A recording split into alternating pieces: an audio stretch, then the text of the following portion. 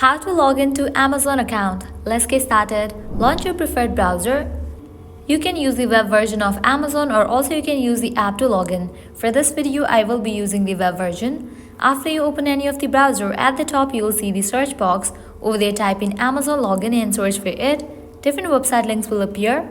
Go ahead and click on this one, amazon.com. With that, you will be directed to the official website of Amazon. Now over here you will find the option of sign in. Click on it.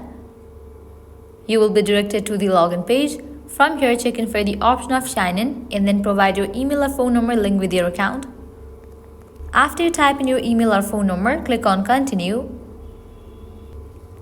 Now in the next page, you will need to type in your password. In the case you have forgotten your password, click on this option to recover it. Once you fill this, click on the option of sign in, and just with that you will be logged into your account. Well, this is how you can easily log into your Amazon account. This was really simple and quick process. At the end, if you guys find this video helpful, don't forget to like, share and subscribe to our channel. Thank you.